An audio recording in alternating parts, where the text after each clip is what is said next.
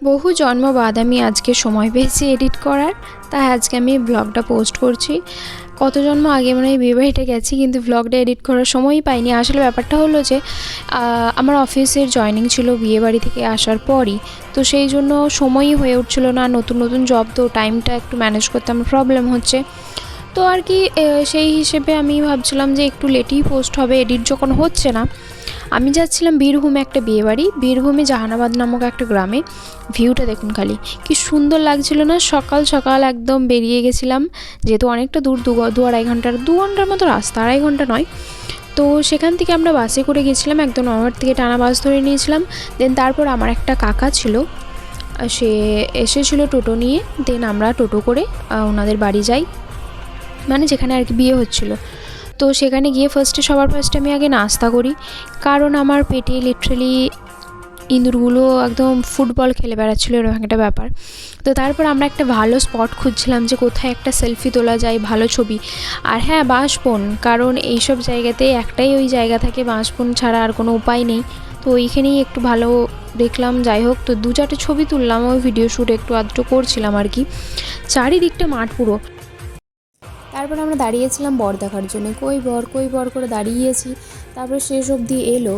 Actually বর তো যখনই আসে তখনই দেখতে যায় বরের থোবড়াটা কেমন, সেটা দেখার জন্যই তো গেছিলাম। কিন্তু ওই যে বরের সামনে, মুখের সামনে একটা অবতার কি একটা ফুলের মুখই দেখতে পাচ্ছিলাম না। সাইড থেকে একদম জ লাইনটা একটু দেখা যাচ্ছিলো, তাও জ লাইন ঠিকঠাক মতো নেই গো। ব্যাস আমরা দাঁড়িয়েই আছি, আর ক্যামেরাম্যানগুলো তো মনে হচ্ছিলো মুখে ক্যামেরা ঢুকিয়ে দেবো, ওদের ফটো তোলার শেষ হচ্ছে না।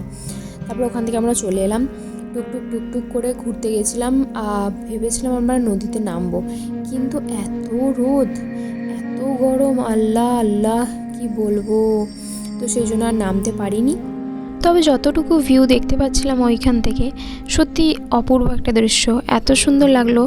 যেহেতু রোডের সাইডে থাকি, তো এইসব জিনিস দেখলে বেশ ভালো লাগে। তখন মনে হয় একটু ছবি তুলি, একটু ভিডিও করি, এত সুন্দর লাগছিলো। আর সত্যি বলতে এই জায়গার ভিউটা একটু বেশি সুন্দর লাগছিল। ওই যে দূরে নদীটা দেখা যাচ্ছিল, এত সুন্দর অপূর্ব একটা দৃশ্য ছিল।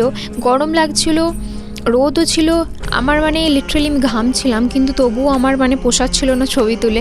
এত সুন্দর জায়গা, মনে হচ্ছিলো আমি ছবিই তুলে যে আমার গ্যালারি ফুল করে দেবো, তবু কোনো ব্যাপার নেই। আর যেহেতু আমরা 2 দিন ছিলাম, আর ওই দিন তো বিয়ের দিন ছিল, তো সেই জন্য আর কি ওই দিন নদীতে নামিনি। আর আমরা তো জানিও না কোন দিক দিয়ে নামতে হয় না নামতে হয়। আর হেঁটে হেঁটে আমাদের পায়ে এত ব্যথা করছিল, কুটুম বাড়ি থেকে অনেকটাই আর কি হেঁটে যখন এলাম বুঝতে পারলাম। আর খুব খিদেও পেয়েছিলো। আমি বিয়েবাড়ি যাই সত্যি বলতে খেতে, আমার বিয়েবাড়ি যাওয়ার মেন উদ্দেশ্য খাওয়া দাওয়া। আর আমার বিয়েবাড়ি সেরকম কোনো কিছু ইন্টারেস্ট নেই, তো আমরা ওই জন্য ঠিক করে নিয়েছিলাম যে এরপর যদি খেতে না যাই লিটারালি আমরা অজ্ঞান হয়ে পড়ে যাব। খাওয়া দাওয়া করলাম, আমরা ফার্স্ট ব্যাচে বসেছিলাম, খুব খিদে পেয়েছিলো তো। আর সত্যি বলতে ওই ব্যাচটাতে সব লোককে ভর্তি ছিল, গ্রামের সাইডে বিয়ে, খুব লোক। সেই জন্য আমরা ভেবেছিলাম যে তাড়াতাড়ি না খেলে কিন্তু আর খেতে পাবো না। তারপর বর এলো, বিয়ের সমস্ত রীতিনীতির পর স্টার্ট হবে।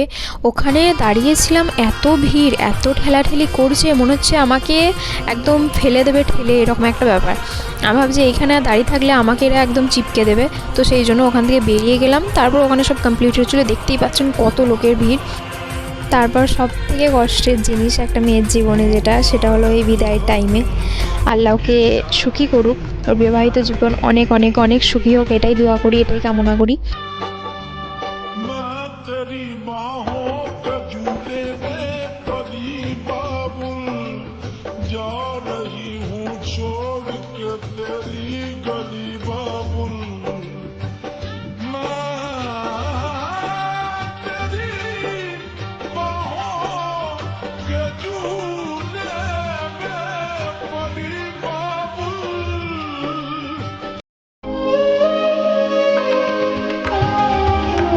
এই পুচকাটাকে দেখছেন, এটাই আমাদেরকে নিয়ে গেছিলো ওই নদীতে। বলছে তোমরা আগের দিন গেছিলে, তোমরা তো নামতেই পারো নদীতে, চলো আজকে তোমাদেরকে নিয়ে যাবো। বললাম ভালোই হবে, চল তাহলে নিয়ে চল। দিয়ে আমরা সব রেডি সেডি হয়ে এরপর কনেযাত্রী যাবো বাসে করে। এক তো দেরিতে বাস ছেড়েছে, তো খিদেই হালুয়া টাইট। ওখানে আমরা 12:30 থেকে 1:45-র কাছাকাছি ওই টাইমে পৌঁছাই। তো আমি ভাবছি এখন নাস্তা করছি, 1টার সময় ভাত খাবো কখন, এই নিয়ে একটা আমার খাওয়া নিয়ে বিশাল টেনশন হয়ে গেছিলো। তো ফাইনালি নাস্তা করলাম, দিয়ে ওই যে ভিড় দেখছেন ওখানে সবাই ফুচকা খাচ্ছিলো, আমিও খেয়েছিলাম। এই দুটো ছেলেকে বললাম যে একটা কফি এনে দে, বলে ঠিক আছে যাচ্ছি। প্রথমে শুনছিল না, তারপরে এনে দিল। তারপর ফোনে আর পাওয়ার ব্যাঙ্কে আমার চার্জ ছিল না, তাই আমি পরের ভিডিও শ্যুট করতে পারিনি। কেমন লাগলো অবশ্যই জানাবেন। দেখা হচ্ছে নতুন কোনো ভিডিওতে, টাটা।